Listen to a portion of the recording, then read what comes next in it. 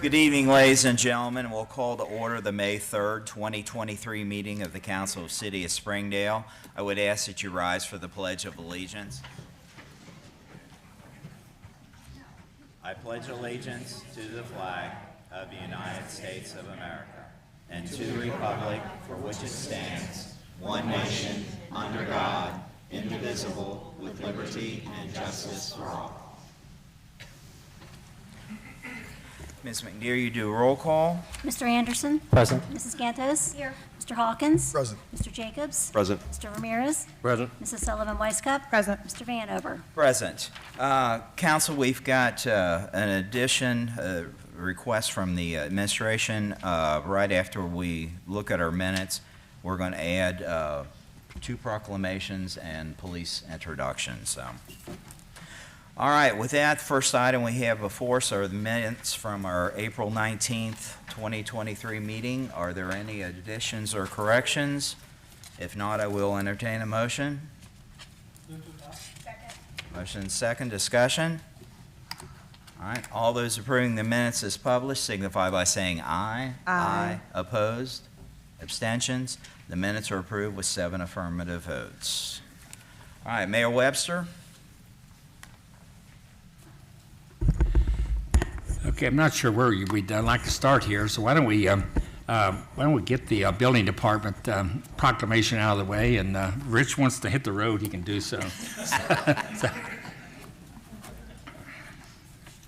So, in continuing with our proclamation season here, it gives me great pleasure to tonight to issue a proclamation that reads this as follows. Whereas the City of Springdale is committed to recognizing that our growth and strength depends on the safety and economic value of the homes and buildings that serve our citizens, both in everyday life and in times of disaster, and whereas our confidence in the resilience of the buildings that make up our community is achieved through the devotion of the vigilant guardians, building safety officials, fire prevention officials, designers, and others in the construction industry who work year-round to ensure the safe construction of buildings and enforce modern building codes which protect the public from hazards such as snowstorms, tornadoes, floods, earthquakes, and others.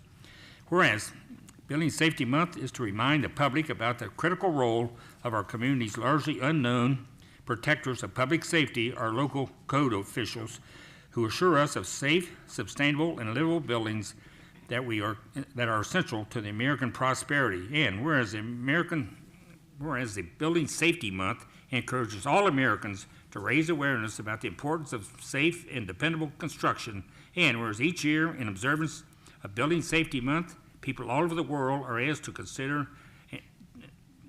the commitment to improve building safety, fortitude, and economic investment at home and in their community, and to acknowledge the essential service provided to all of us by our local building departments in protecting lives and property. Now, therefore, I, Dorlace Webster, Mayor of the City of Springdale, do hereby proclaim the month of May 2023 as Building Safety Month.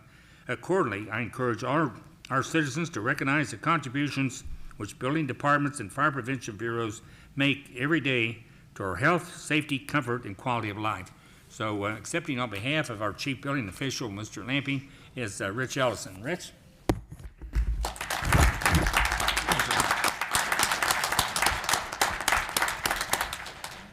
Just on behalf of our building official who's not here tonight and the building department, we just want to thank council and mayor for this. We take building safety very seriously in Springdale, and we very much appreciate it. Thank you. Thank you. Thank you.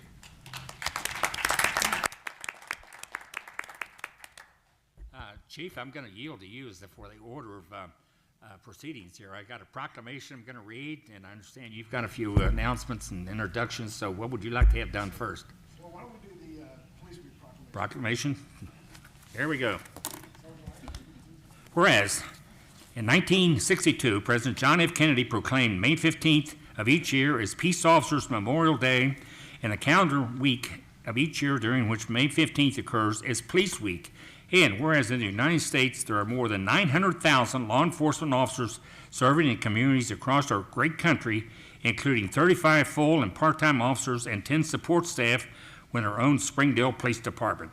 And whereas more than 23,000 law enforcement officers have made the ultimate sacrifice and have been killed in the line of duty, including 26 officers during last year alone in 2022. And whereas events are often held to honor the men and women who have died in the line of duty to protect and serve, and whereas the men and women of the Springdale Police Department unceasingly provide a vital public service by safeguarding the lives and property of our fellow citizens, and whereas by the enforcement of our laws, those same officers have given our country, our state, and our city internal freedom from fear of the violence and civil disorder that is presently affecting other nations and cities. And whereas this administration joins in a special tribute to acknowledge all officers who have made the ultimate sacrifice, their lives, in defense of our citizens, including Springdale Police Officer Kaya Grant, who was killed in a line of duty on May 21st, 2020, while protecting the citizens of Springdale. Now, therefore, I, Doyle H. Webster, Mayor of the City of Springdale, do hereby proclaim the week of May 15th through the 20th, 2023, as Police Week in the City of Springdale, and urge all citizens to observe this week in ways appropriate to its significance. Thank you, Mayor.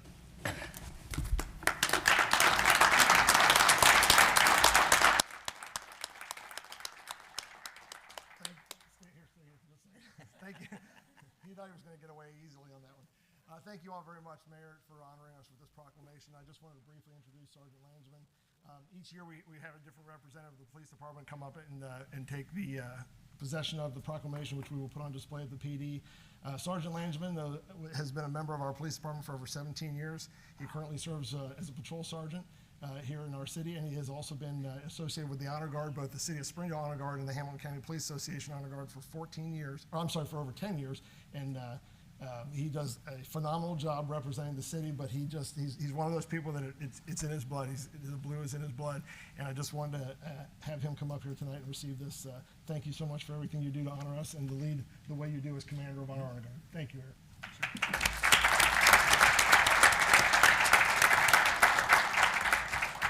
I guess I'm not running away either. I'm still up.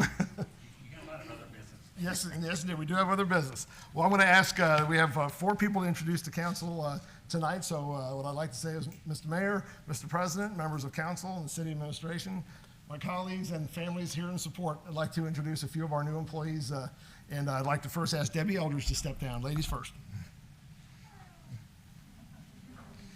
So Debbie Eldridge, she joined our team in 2022, but Debbie's no stranger to the city of Springdale.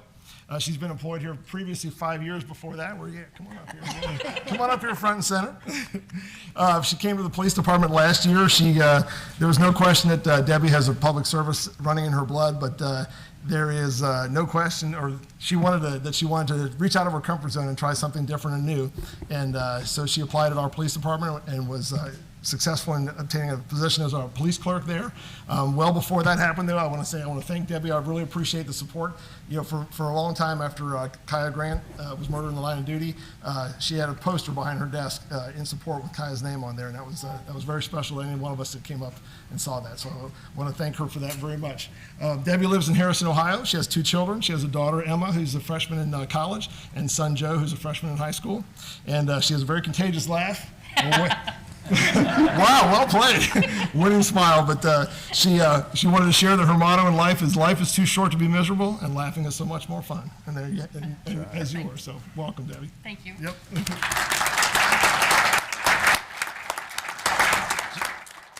Jacob Carter, come on down.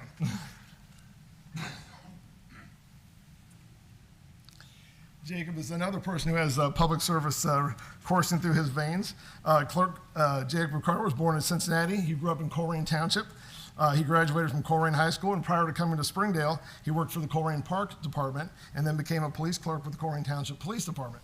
And that's where we found him and stole him from over there. We have a very strong connection to Colerain Township. We have a lot of love for them, and we really appreciate the fact that we were able to obtain Jacob from over there.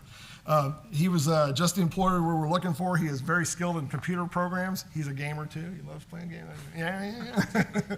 And he was also very versed in RCIC, which is our police computer system, and our Sundance RMS system, already having been trained at Colerain Township. So he was a quick study coming in here.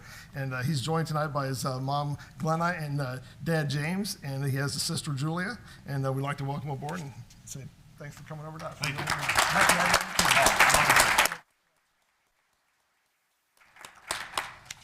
Andrew Cheatham, come on down. Police officer Andrew Cheatham. He has a, if you're in Andrew's cheering section tonight, could you raise your hand for a second? Now you know we hired this guy. Yes. So Andrew Cheatham, he grew up in Forest Park, Ohio, where he was raised by his mother and father, Drew and Tracy Cheatham. He's the oldest of two siblings, Antoine and Brittany Cheatham. He graduated from Winton Woods High School in 2007 and attended the Brown Mackie College, where he obtained his associate's degree in criminal justice. He met his lovely wife, Brandy Cheatham, in 2013 while working at our very own Tri-County Mall. He and Brandy have been married for 6 years. They have 3 sons, 13-year-old Jaden, and they have 2 twin sons that were just born, Henry and Andrew, and we get to see them all the time on Facebook, which is great. They reside in Corning Township. Andrew's always dreamed of a career in law enforcement, and there isn't a person on our department that doesn't know Andrew because a lot of us used to work the mall detail over there at Tri-County Mall, and he was always one of the most favorite people that we wanted to work with. And there's even a little story between me and him. We were working one night, and we get this call out in the middle of the parking lot. I was pretty far out there, and I was captain at the time. And, I've been around a little bit, so you want to just slow down and get there, right? So he's out there hoofing it to get to the scene there, and I said, if you get out there and get into a fight, it's going to be a minute. I'm old. I'll help you, but I'm old. So, but we're really excited to have him on the team there. He has a wonderful smile. He's a contagious attitude, and and we're really happy that he's achieved his lifelong dream of becoming a police officer. We couldn't be happier to have him here in Springdale. So, welcome.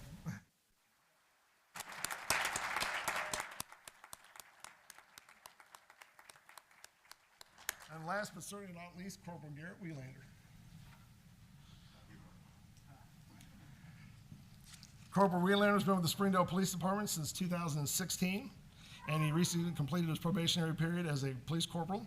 Corporal Wheelander, it says he's thankful for the opportunity to lead and share his knowledge with others on a shift, which he does. He's a very studious individual and someone that likes to pass along the knowledge that he has. Garrett is also a 2-time award recipient of the Mad Top Cop Award for his efforts to keep drunk drivers off the road, and we appreciate that very much. During his free time, he enjoys fishing, exercising, and spending time with his wife, Courtney, and their son Grant, who is right over here. Actually just won a state championship in gymnastics. He, among several different placings that he got, he earned gold in pommel, vault, floor, and team. So let's give it up for this man, too.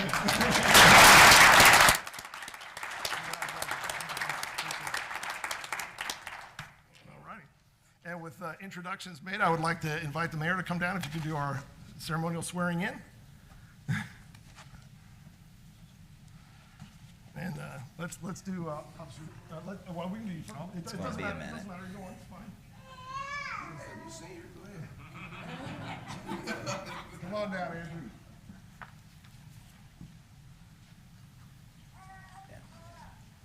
You are. You are, sir. Thank you. You want to just yell? Let's just go right up over here. Front, yeah, that right out in front of everybody. That's Yeah. right. Raise your right hand, repeat after me. I, in your name, Andrew Cheatham, solemnly swear and affirm solemnly swear and affirm that I will support and obey the Constitution of the United States of America, that I will support and obey the Constitution of the United States of America, the Constitution and laws of the state of Ohio, the Constitution and the laws of the state of Ohio, charter laws and ordinances of the city of Springdale, the charter laws and ordinances of the city of Springdale, and the regulations, orders, and procedures of the Springdale Police Department. and the regulations, orders, procedures of the Springdale Police Department. I will discharge the duties of the office of law enforcement officer And I will discharge the office of law enforcement, which I have been appointed to which I am appointed. to the best of my abilities. That's my ability. You got me high. Congratulations.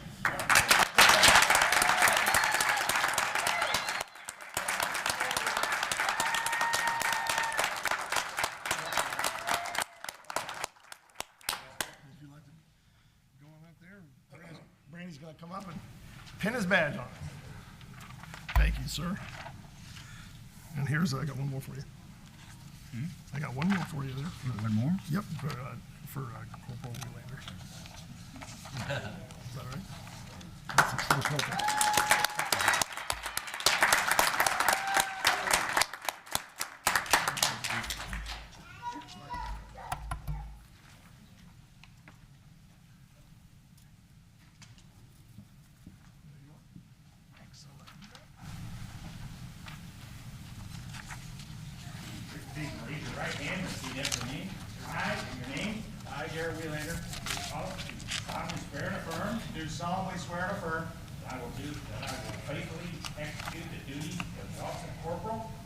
faithfully execute the duties of the office of corporal and will do the best of my ability and will, to the best of my ability, preserve, defend, protect the Constitution of the United States of America, preserve, protect, and defend the Constitution of the United States of America, the Constitution and laws of the state of Ohio, the Constitution and laws of the state of Ohio, the charter, laws, and ordinances of the city of Springdale, the charter, laws, and ordinances of the city of Springdale, and the regulations, orders, and procedures and the regulations, orders, and procedures of the Springdale Police Department. of the Springdale Police Department. So help me God. So help me God. Congratulations.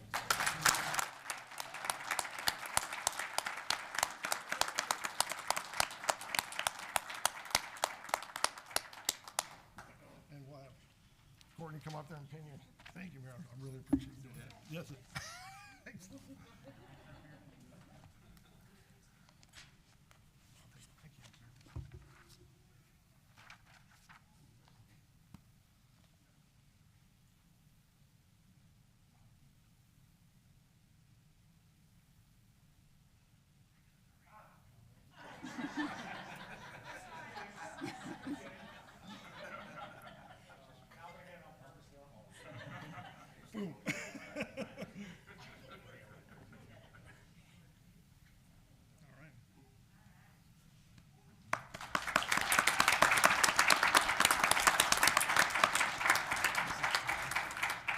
Thanks again for allowing us the time to do this here tonight and recognizing our fine employees. Appreciate it very much. Thank you.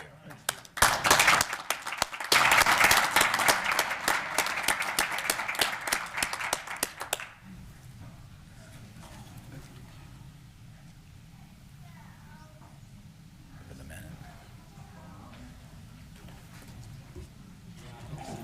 Yeah.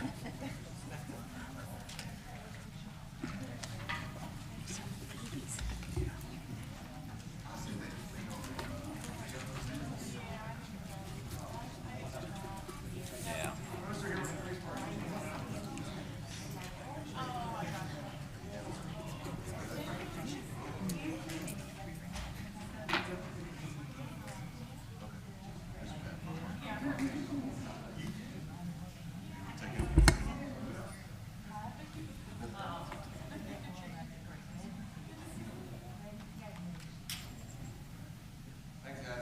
Thank you. Be safe out there.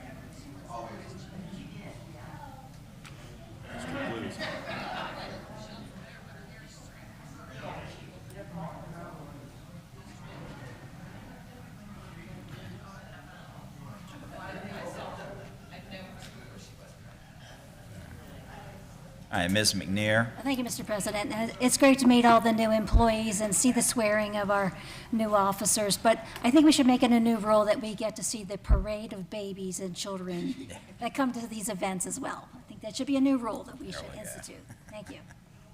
Thank you.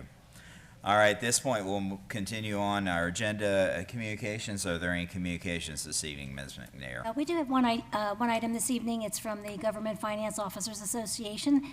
This is a letter that we receive each spring that we've come to depend upon receiving, and this is to notify us that the annual comprehensive financial report for the fiscal year ending December 31st, 2021 qualifies for the Certificate of Achievement for Excellence in Financial Reporting, and we will be receiving the award later on this year.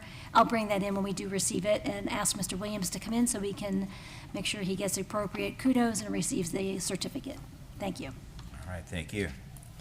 All right, at this point, we'll go to communications from the audience. Is there anybody in the audience like to address council?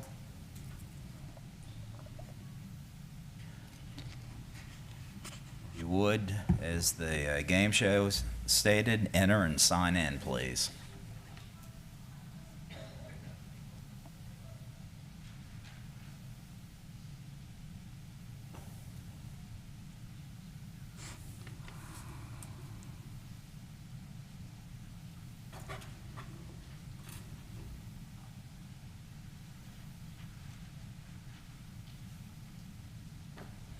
Good evening.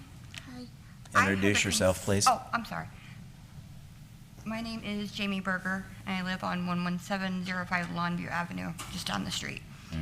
I'm coming to you guys tonight because we have a nuisance in our neighborhood that this will be the third summer in a row that we have been dealing with this particular resident and her dog. The 24th of April, she was cited again for the 5th time, 4 times last year, so far once this year. That morning, the dog terrorized neighbors trying to leave work, starting at 6 a.m., then terrorized the high school, middle school, and elementary school kids getting to their bus. Officers have come out. Animal control has come out. Last Thursday, my husband and I took the dog to the kennel at the police department, waiting on animal control because we had to be at school for a fundraiser pickup. The dog was still there at 5:30, 6 o'clock when we left that evening. I was just informed by another neighbor, they returned the dog back to the owner. This dog has also brutally attacked a small dog, causing over $500 in damage to the dog itself. In doing that, knocked over an 80-year-old woman walking the dog. And so far, nothing is being done. This is the first time I'm coming to council for myself, for my family. My kids are afraid to play in our yard, and we live on a corner. We have a big lot. My kids are afraid to play in the front yard. Her friends, when they come over, they're afraid to play outside. I've had this dog chase parents and my kids coming to pick up their, friends from my house. So if somebody could guide us in what to do, I have another call out to the dog warden. I have yet to hear back from them. We just want to know what to do so we can live peacefully on our street in our little community, because the dog gets, I coach soccer 2 nights a week in the spring and the fall. My kids are terrified when they see a black dog because they're always afraid it's her. My parents have tried to rally her up, and she's tried to bite them. So if somebody could help us, that would be great. We'd be able to be peaceful. Sure. Mayor Webster? Thank you very much for your input. I'm well aware of this situation. The lady that owns a dog is a paraplegic, and I think she lives alone. No, she does not. She does not? Okay. No, she rents out a room from her home. Oh, okay. I was not aware of that. I know I see the entries on the police log, and so believe me, something is going to be done about that. Thank you. And I think all of us are reluctant to go knocking on this lady's door that's in a wheelchair and say, hey, we're going to take your dog. Right. But I think it's gotten to the point where something has to happen. Correct. So She's threatened my husband's life. She's threatened my own animals' lives last summer. Yeah. She doesn't like me, Well, which is fine. I'm just trying to keep the kids safe. She'll like us a lot less when we have to do what we have to do. But We we'll- feel bad for her. We have tried many, many times to offer to fix her lock, get a new lead for the dog. The dog last week when it got out, got itself wrapped, broke its lead, metal lead, and got its lead wrapped around a tire of the neighbor across the street. So, we had to have the dog, and then we took it back. But we've tried. All of the neighbors have tried to help her keep her dog. And she doesn't want any help from any of us, and we're terrified. we will look into it. Thank you. Take We some appreciate it. positive action. Thank you. Is there anybody that I can contact further to follow up after tonight or anything? No, you don't need to do anything. Is your phone number on? Yes. I'll give you a call. Perfect. Thank you. Thank you. All right, still in communications from the audience.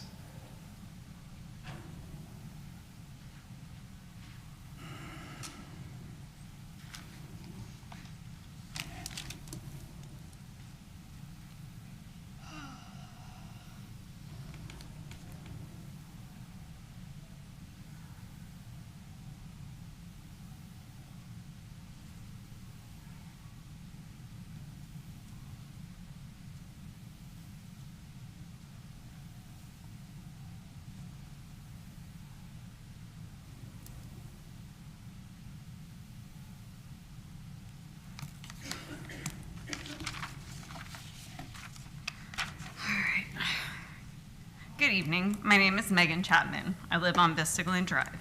True to my word, I'm here tonight to hold our elected officials accountable. I heard some very troubling news in regards to a recent meeting for the Board of Zoning Appeals. For transparency, the homeowner and myself know each other due to our involvement in various activities our children have in common. I was also not able to attend this meeting in person as I was caring for a sick child. I did, however, send a request for the audio from this meeting, but have yet to receive a response. The first piece of troubling information surrounds the announcement of the variance request hearing on Facebook. This is the first time that I've seen this type of meeting advertised by the city in this manner. When an inquiry was made as to why this meeting was announced on Facebook and a future Board of Zoning Appeals meetings would be posted on Facebook, a city employee stated that BZA meetings have been posted on Facebook in the past. I performed a cursory search of the city's Facebook page and located only one other notice of a BZA public hearing. That was held in September of 22. The March 2023 hearing was not posted on Facebook. Prior to the BZA meeting, a records request was filed. Within that request was an inquiry as to what individual or department was responsible for the posts that appear on the city's Facebook page. No response was given to this question. The second and more troubling piece of information is that the mayor and president of council came to speak at this meeting in official capacity in opposition to this variance request. I am under the impression that Mayor Webster and President Vanover do not frequently attend Board of Zoning Appeals meetings. I feel their behavior toward the homeowner and their appointed officials to be very intimidating, even if that was not their impression of the situation. 2 members of the Board of Zoning Appeals are appointed by the mayor, and 2 are appointed by council.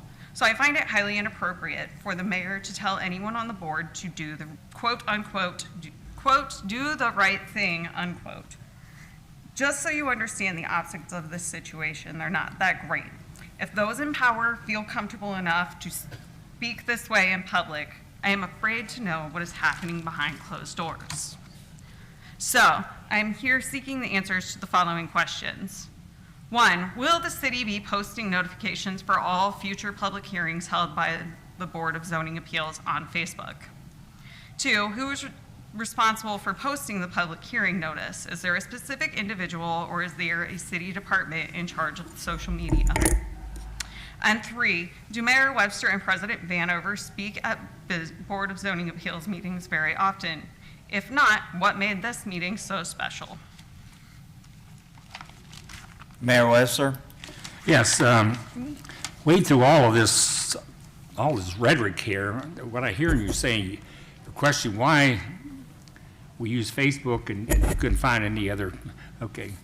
The reason is that we should have been doing it all along. The latest version of the zoning code called for us to use all social media, city social media. So we should have been doing it. So shame on us. We had not been doing it. It will be done going forward, okay? As far as my involvement with the BZA, I'm the one that got the complaint from the lady that was afraid to stand up before the BZA in person and express her concerns about her neighborhood. And I took an oath of office to hold the rules and laws of this city as it pertains to all of residents, even you. And if somebody complained and I need to stand up before any of the boards, planning commission, BZA, or anybody else to defend you and your right, I do the same thing. And I did the same thing there. That I think there was enough evidence. The BZA is pretty clear, blatantly clear, that is a violation. It's a violation that was missed by the building department over the years. It was a variance that should have been asked for. It wasn't. And so someone just went ahead and did it without getting a variance. And so that's not the first time in the history of the city that somebody has done something without a variance and it's been brought to the BZA for corrective action. And so I think I was well within my right to do what I did, and I would do the same damn thing next week when it comes up again, whether you like it or not.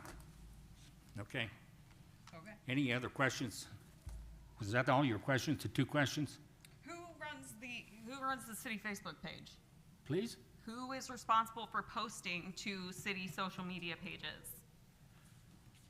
Is there a department, an Brian. individual? Mr. Yule? Thank you, Mr. President. Each department has several people who post out to both our website and to our social media pages. Okay. So there's multiple employees that do that. In regards to your records request, that was received, that came in yesterday, and we are working to get that fulfilled. That should be available before the end of the week. We just have to transfer it over to the medium, Okay. storage medium. We're trying to see if we can condense it to maybe email it to you as opposed to just burning it to a disk. Yeah, email would be perfect. But I don't know if the file size will permit, but that's what we're toying with right now, so. Okay. All right, that's all. That answer all your questions? Yeah. Thank you. I have 3 questions, got 3 answers. Still in communications from the audience?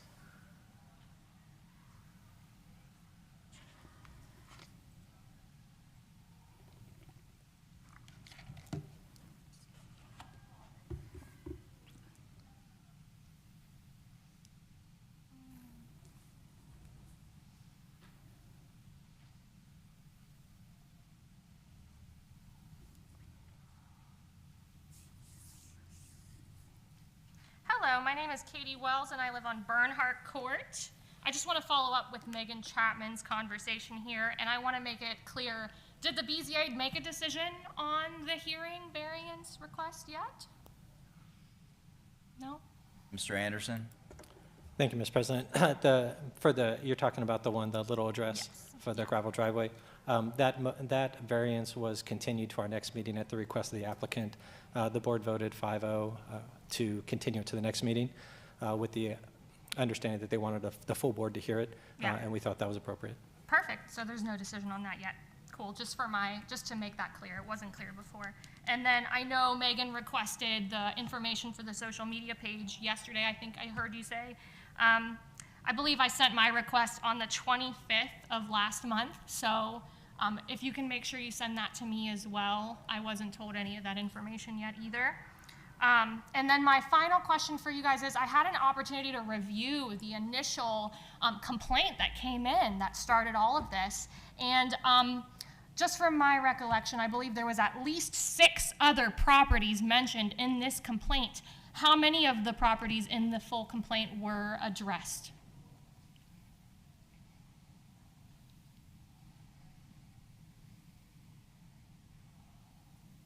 I'd have to check with the building department to get a report on that. Okay, so I can follow up with that one too. I just wasn't sure if it was only the property that's at BZA right now that was addressed, or all of them. That was the only complaint that needed to go to another board or commission. Okay, because yes, I know the initial complaint, like I said, had at least 6 other properties mentioned. So I was just wondering that, but that's all I have, so thank you all very much. Mr. Well- Yule? Ms. Wells, No?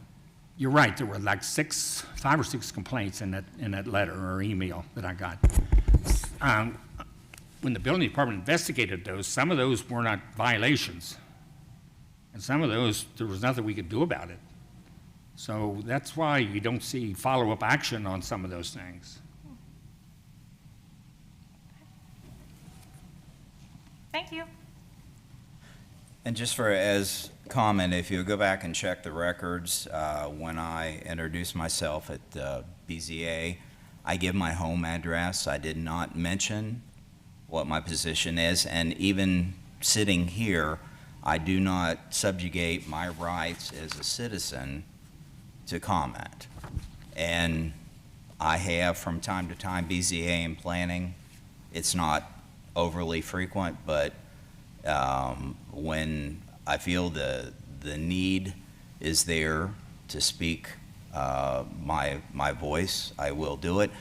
And secondly, BZA is a quasi judicial board, so we would be in error to speak on a continuing session, because as Mr. Anderson stated, it's continued. There hasn't been any ruling rendered one way or the other, so there's nothing really at this point for us to comment on, just for clarification. All right, still in communications from the audience. Yeah, I already signed in. I'm John Myers. I live in the Crossings, and you got my address and phone number here. Rather than take a lot of time, I've made 10 copies of what I'm going to say. The copies are more detailed because I didn't want to take up a whole lot of time. So I'm just going to read real quick what I'm talking about. Let's see, there they are. This is in regard to what I saw in the Springdale newsletter regarding the modification of the intersection on Route 4 at Crescentville and Raynors.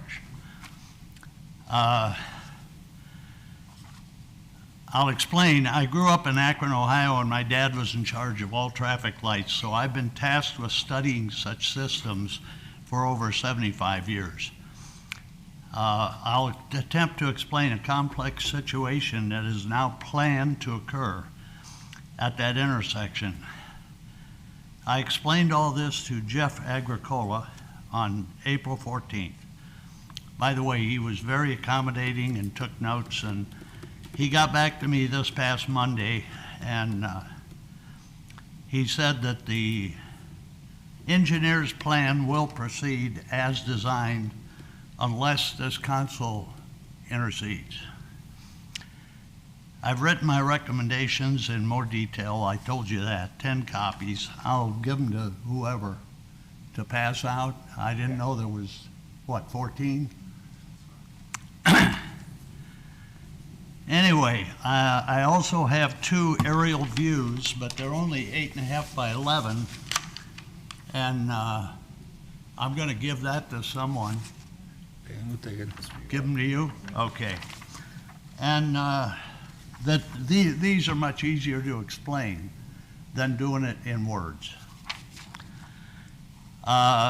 Briefly, there are 6 northbound lanes go in that direction. The 6th lane is now the left turn lane, and it is set back about 30 feet from the other lanes.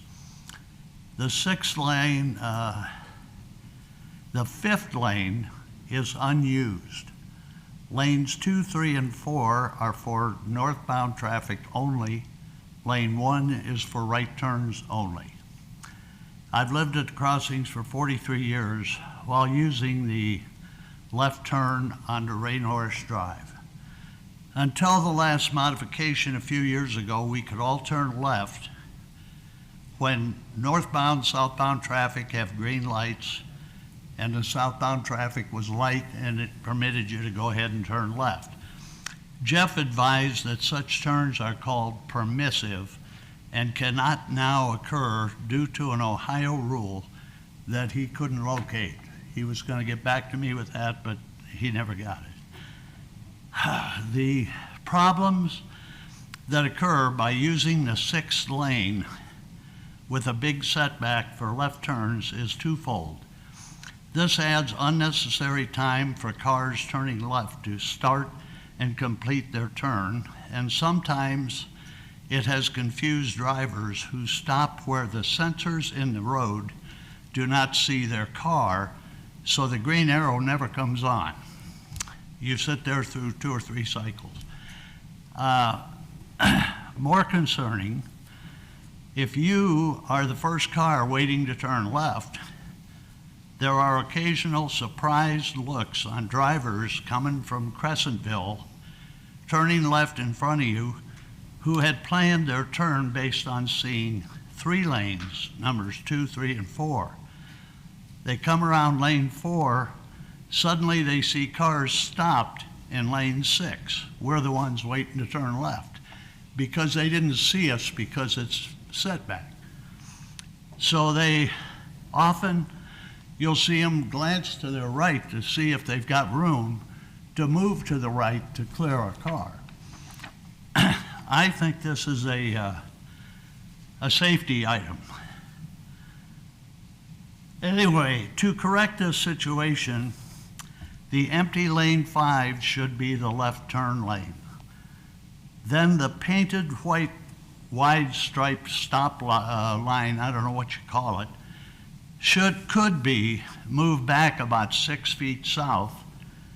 Then all lanes 1 through 5 would all stop at the same point together.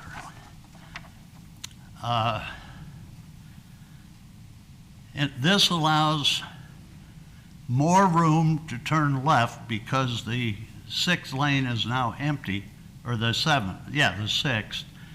And it allows cars turning left from Crescentville to see all the cars that they're going to have to clear as they plan their left-hand turn to go south. So there's a little more detail in here. And I know this is apparently a big meeting, so I'm not going to waste any more time, but if somebody wanted to stay later and have me explain this in any more detail, I would. And you've got my email. Everything is in those. It just took me longer to read that than this. Mr. Jones. Thank you, Mr. President. And John, thank you for being here this evening. We will make sure that our engineer gets a copy of the minutes, and so that therefore they can get your comments and input into this matter. He's actually off this evening, but we'll make sure he gets those. Do you know when that project's going to begin? Anybody? I don't offhand. Okay. Well, that's what's concerning, because April 14th till Monday was Jeff's reply. And obviously, I can understand, what he put in his reply had amounted to some, we don't want to get sued. And I'm well aware that we live in a very litigious society. I'm also well aware, I'm an engineer, I'm well aware that when engineers come up with a plan and some inexperienced person comes in with a modification to their plan, they don't jump on it right away, you know. But I'd sure like to see this happen. Well, like I said, he will see the minutes from this, and we'll make sure that Debbie over there will put a copy in his basket, and he'll get a copy of the minutes when they're out, and we'll make certain he's heard your comments. Okay, thank you. Thank you. Thank you, sir. Still in communications from the audience. Second call.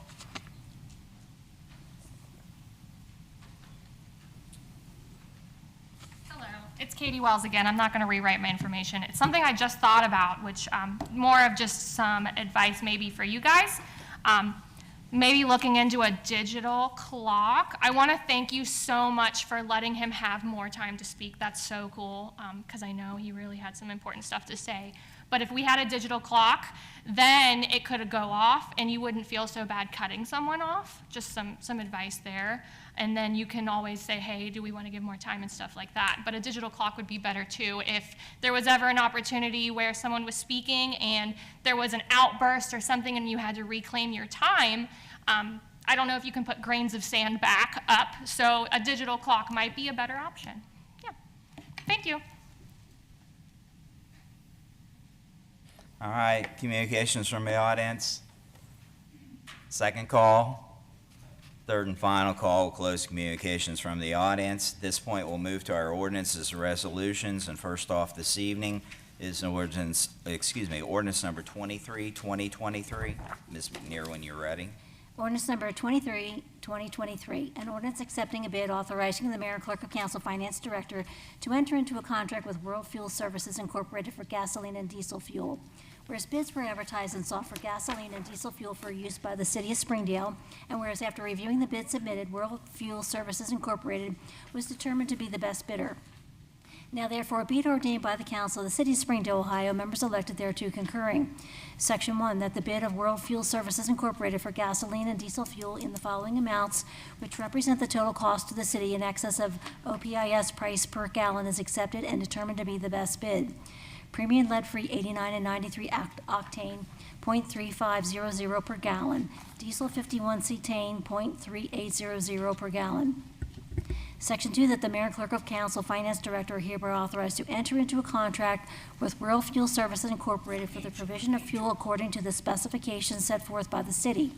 Section 3, that the clerk of council, finance director is hereby authorized to direct it to pay Rural Fuel Services Incorporated in accordance with the terms of said contract. Section 4, that this council hereby finds and determines that all formal actions relative to the passage of this ordinance were taken in an open meeting of this council, and that all deliberations of this council and of its committees, if any, which resulted in formal action, were taken in meetings open to the public in full compliance with applicable legal requirements, including Section 121.22 of the Ohio Revised Code. Section 5, this ordinance shall take effect on the earliest date allowed by law. All right, council, this is the first reading of ordinance 23, 2023. Is there any discussion this evening? All right, we'll see this again. Resolution, next up is Resolution R7, 2023. Ms. McNear, when you're ready.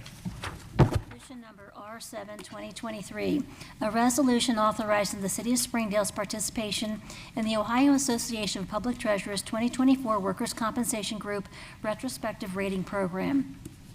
Whereas under the authority of Chapter 4123 of the Ohio Revised Code, employers, including public employer taxing districts, may group together to achieve a potentially lower premium rate than they might have as individual employers. And whereas the Ohio Association of Public Treasurers has created a workers' compensation group retrospective rating program to allow member municipalities to join together for that purpose. And whereas through its participation in this group retrospective rating program, the City of Springdale will have greater opportunity to potentially experience savings in workers' compensation premium rates. Now therefore be it resolved by the Council of the City of Springdale, Ohio, members thereto concurring. Section 1, that the City of Springdale hereby enrolls in the 2024 Workers' Compensation Group Retrospective Rating Program offered by the Ohio Public Treasurers Association, and authorize the city administrator to execute any and all documents consistent with the enrollment in this program. Section 2, that the clerk of council, finance director is authorized to pay the projected premium and any third-party administrator fees related to the city's participation in the program. Section 3, that this council hereby finds and determines that all formal actions relative to the passage of this legislation were taken in an open meeting of this council, and that all deliberations of this council and of its committees, if any, which resulted in formal action, were taken in meetings open to the public in full compliance with applicable legal requirements, including Section 121.22 of the Ohio Revised Code. Section 4, this resolution shall take effect on the earliest date allowed by law. All right, council, you've heard the reading of Resolution R7, 2023, can be enacted upon this evening. What is your pleasure? Move to adopt. Second. Motion second, discussion? All right, seeing the lights, Ms. McNear, poll council. Mrs. Gantos? Aye. Mrs. Sullivan Weisskopf? Aye. Mr. Anderson? Aye. Mr. Hawkins? Aye. Mr. Jacobs? Aye. Mr. Ramirez? Aye. Mr. Vanover? Aye. Resolution R7, 2023 passes with 7 affirmative votes. And next up, at this point, we're in old business. Is there any old business to bring before council this evening? New business? Meetings and announcements. Ms. Weisskopf? Thank you, Mr. President. Planning Commission will meet in these chambers at 7 p.m. on May 9th. Mr. Anderson? Thank you, Mr. President. The Rental Program Committee is scheduled to meet on Wednesday, May 10th at 2 p.m. in the conference room here at the Municipal Building. Mr. Yule? Thank you, Mr. President. Civil Service will meet tomorrow, Thursday, May the 4th, at 2 p.m. in the council conference room. Mr. Jones? A couple things in Parks and Rec. Just want to let folks know that registration for swim lessons and fall sports starting soon. Pool scheduled to be open May 27th. As part of that, they'll be doing a celebration. A DJ will be there. There'll be some free hot dogs and snow cones from 1 to 4 that day. I think you get to choose one or the other. Also, there's a lot of things going on at the center down there with rental, A, B, and C, and the lobby area. You'll see furniture and updates, painting, things of that nature. So far, the staff there has been hearing a lot of positive comments. The vending machines have been moved back from the hallway area to the family game room. It's given better visibility and availability. And also, Director Wilson reports that they're seeking sponsorships with some brainstorming approach about doing a coffee bar within the rec center there. So just some things that he asked that I put out there for you, and thank you, Mr. President. Thank you. Mayor Webster? Yeah, I'd just like to elaborate a little bit on the rec center, that the atrium is, it's like difference between night and day when you walk in there. It's tore out all that old furniture and so forth and so on. There's tables, chairs. I was down there Tuesday night, a couple times Tuesday, but Tuesday night when I went back, people eating, families. So it's really great. And the painting just brightened things up. Like I said, it looks like a new rec center. And all labels along all the rooms. So if you have to stop and ask, there's something wrong with you. You can't read or you can't comprehend one or the other. But it really is, they've really done a great job with that. And they're not finished, as John indicates. They're still working on getting hopefully a coffee bar down there. But I think this is sort of a result of some of the things. One of the benefits that we got of all the late work we did early last year with considering relocating the rec center over at the mall. The staff looked at a lot of different rec centers, saw a lot of different concepts on what these guys were proposing, and I think they sort of cherry-picked the best of what they saw and put it in there, and I think they've done a marvelous job. So any of you get a chance, stop down and take a look at it. I think you'll share our enthusiasm. Also, I'd like to announce that the next meeting on the 17th, we're going to have the Princeton High School girls Ohio State Championship team in for a proclamation. We'll present each individual girl with a separate proclamation. We got one problem, though. So if somebody wants to volunteer to read the proclamation, I'll be more than happy to yield the floor, because when I look at these names, I've never seen these names before. So anyway, we'll negotiate that or navigate that some way or other. So, but anyway, that'll happen on the 17th. Great. Okay. Mr. Ramirez. Thank you, Mr. President. While we're on the subject of painting and updating, any plans on repairing the giant urn in front of the fire department? Drove by there today. You can't even distinguish what's on that urn. It's faded, worn out, paint is chipping off. So I believe they repainted the one inside the wreck, that giant urn in the lobby. Of course, this one sits outside, and the weather's taken a pretty good beating to that thing. Mr. Yule. Thank you, Mr. President. That has come up in discussion several times. We'll bring it back to Chief Stanley to come up with some ideas on how they can kind of refresh that for sure. All right. Well, we're back to communications from the audience. Is there anybody in the audience like to address council for any reason?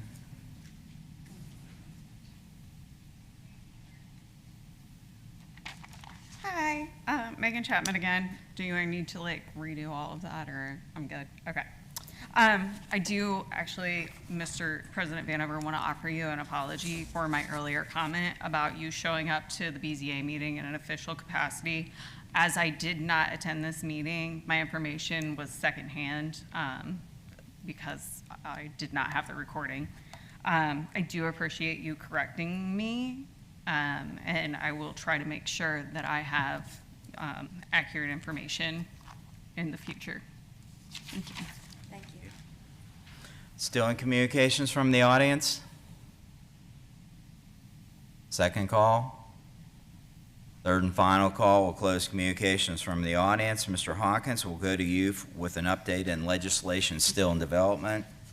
Thank you, Mr. President. As you review your internal memorandums, item number 1 was addressed with ordinance 23-2023, an ordinance accepting a bid and authorizing the mayor and clerk of council finance director to enter into a contract with World Fuel Services Incorporated for the gasoline and diesel fuel, and that was a first reading.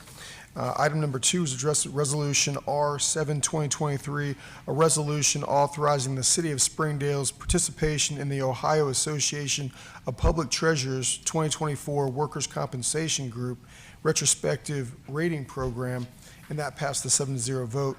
all other items were forthcoming.